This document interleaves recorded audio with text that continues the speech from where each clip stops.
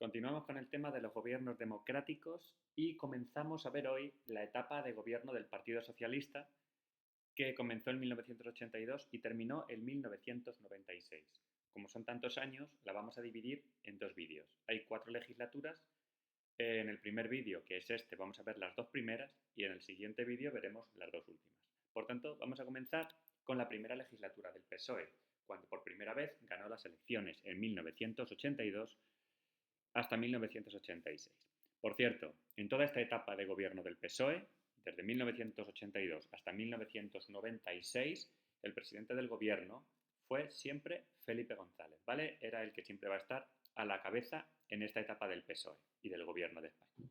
Así que ya no os lo voy a decir, simplemente pues que sepáis que el PSOE, hasta que fue derrotado por el PP de José María Aznar en 1996, quien estuvo a la cabeza fue Felipe González. Bueno, pues en las elecciones generales de 1982, como veis, el PSOE barrió, obtuvo una mayoría absoluta aplastante, ¿vale? 10 millones de votos, 202 escaños, 202 diputados. Así que se convierte en el partido más votado, no necesita llegar a pacto con nadie para formar gobierno, porque con sus propios diputados le vale de sobra, con esa mayoría absoluta tan grande que tiene. Es interesante observar en el gráfico otra cosa, y es que desaparece.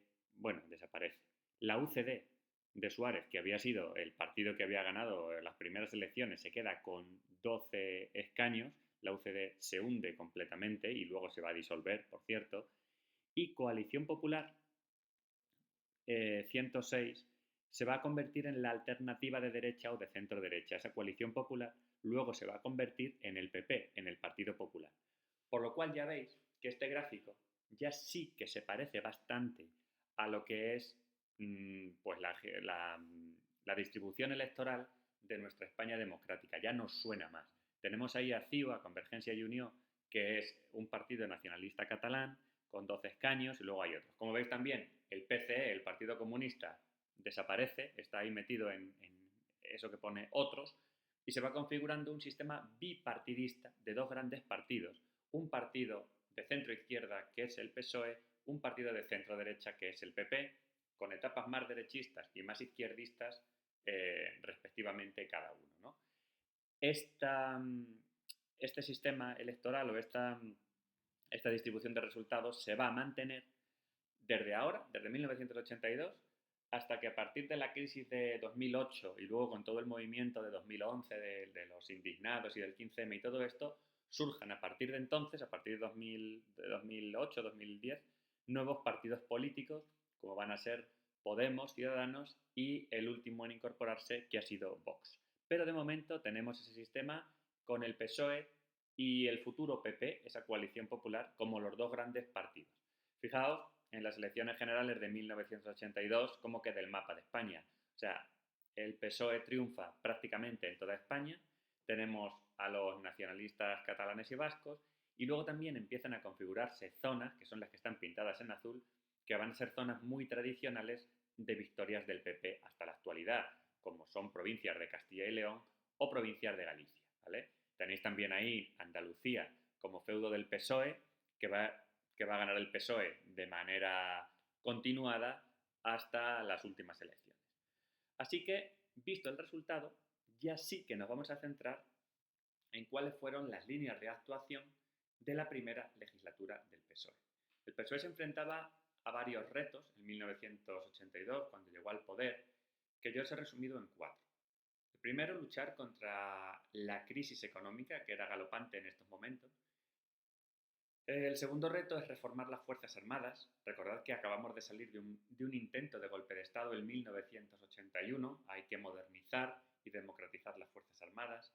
Reformas educativas y sociales, ya las veremos. Y culminamos con la entrada de España en la Comunidad Económica Europea, que es la actual Unión Europea. Así que vamos a ver cada una de las 4. En cuanto a la crisis económica, a principios de los años 80, España tenía un contexto de desempleo muy alto, de inflación, es decir, subida de precios, y el crecimiento era bajísimo. Si lo veis en este gráfico, observaréis cómo el paro de 1982 hacia arriba, cómo crece el paro y lo alto que estaba, ¿no? Más del 15%, Las tasas de crecimiento, que es la rayita verde del crecimiento del PIB, está muy bajo, y también el IPC baja la tasa de crecimiento. Por tanto, tenemos bajo crecimiento anual, subida de precios por la inflación y paro muy alto. Así que el gobierno del PSOE, uno de sus retos más importantes es luchar contra la crisis económica. Y el encargado de hacerlo va a ser Miguel Boyer, que es el ministro de Economía. Medidas que toma Miguel Boyer, no nos podemos detener en ellas. Simplemente, pues, flexibilización del mercado laboral, un plan de reconversión industrial también para entrar en la Unión Europea, plan de estabilización. Sabéis siempre que cuando se toman medidas desde los gobiernos para paliar las crisis económicas, pues provocan mucha contestación social, porque muchas veces perjudican a los trabajadores, se pierde más empleo, hay que hacer ajustes, hay que hacer recortes, etc. Por tanto, estas medidas del PSOE tuvieron consecuencias negativas y positivas. Las negativas fueron que se produjeron protestas masivas entre los trabajadores al PSOE, que es un gobierno de izquierdas, pero a partir de la segunda mitad de la década, sobre todo lo vamos a ver a partir de la segunda legislatura del PSOE, ya comienzan a notarse los efectos positivos. Y entonces la segunda mitad de los años 80 ya van a ser momentos de superación de la crisis económica, ¿vale?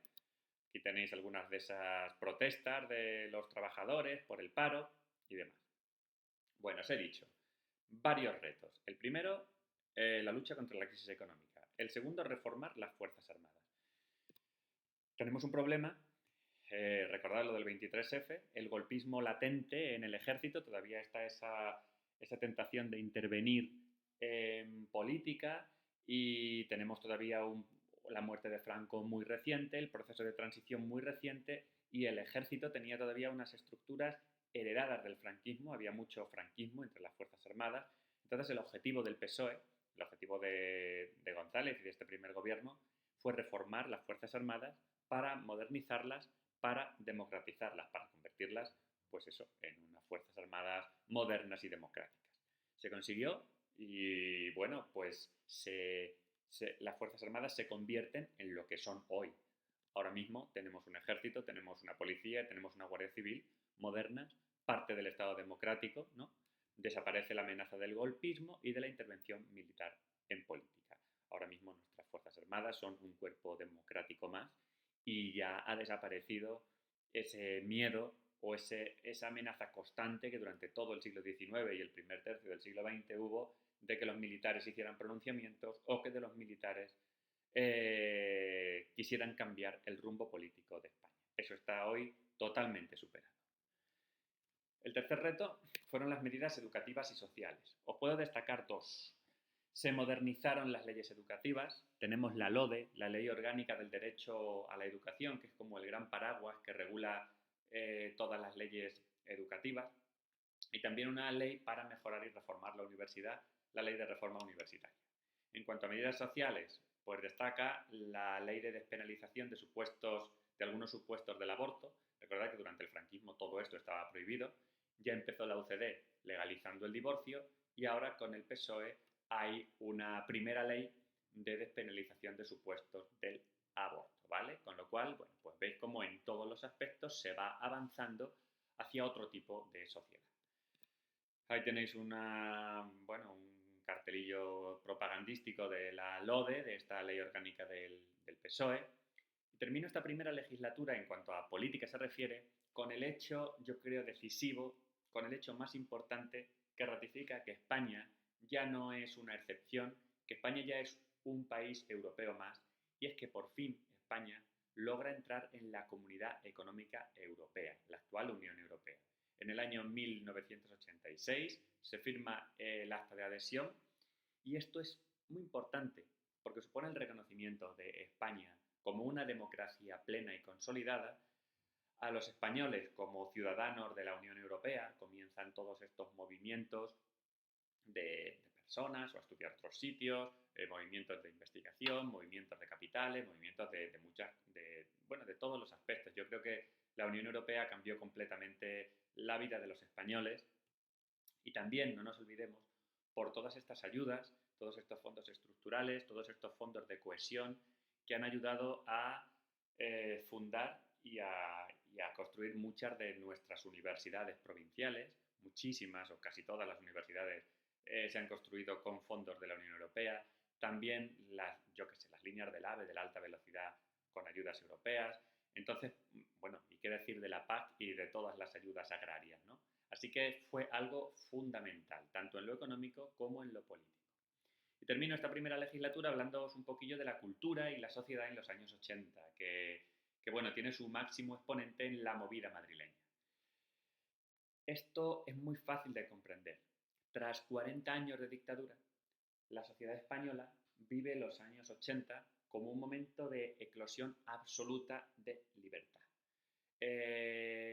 Se ha acabado la dictadura y lo que hay ahora es un afán de transgredir, un afán de liberarse de todas las normas y de vivir y disfrutar de esa nueva libertad, ¿no?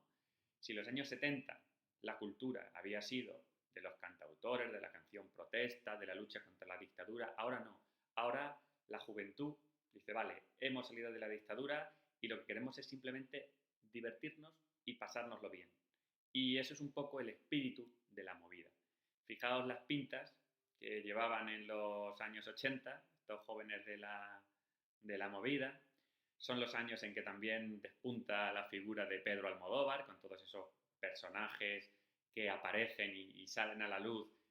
Y os lo traigo para que veáis en tan poquísimos años el contraste tan grande desde una dictadura nacional católica como era el franquismo a todos estos cambios sociales y culturales que se producen en tan poquísimos años, en los años 80.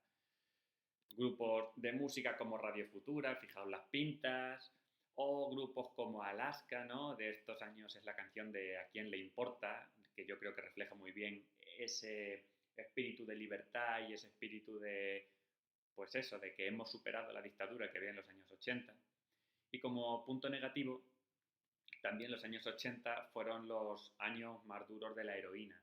El consumo de la heroína se extendió mucho entre la juventud y fue una verdadera plaga en muchas ciudades y muchos barrios de España, ¿vale? Bueno, pues hasta ahí la primera legislatura del PSOE y vamos a terminar nuestra clase de hoy con la segunda. La segunda legislatura del PSOE va de 1986 a 1989. Gana de nuevo Felipe González, a quien veis en primer plano, y detrás aplaudiendo veis al vicepresidente Alfonso Guerra. En 1986 gana de nuevo las elecciones el PSOE y estos años van a ser muy distintos a los de la primera legislatura porque se supera la crisis económica y van a ser unos años bastante buenos para el PSOE, para la figura política de Felipe González y para el desarrollo del estado de bienestar.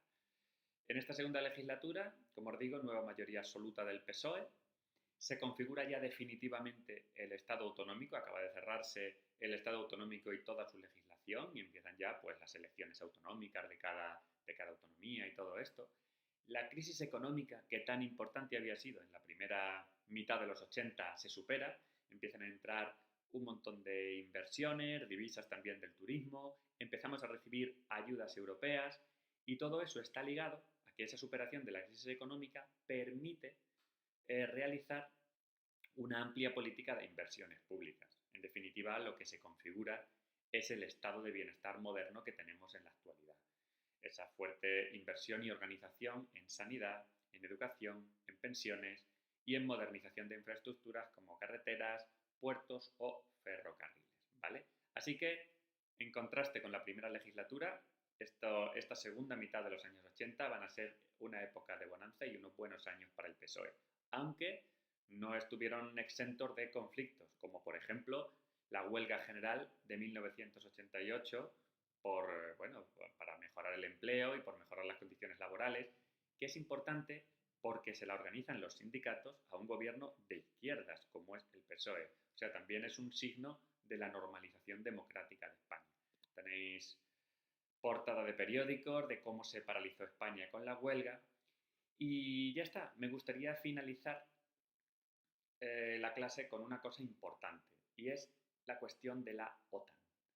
No sé si conoceréis o recordaréis lo que es la OTAN.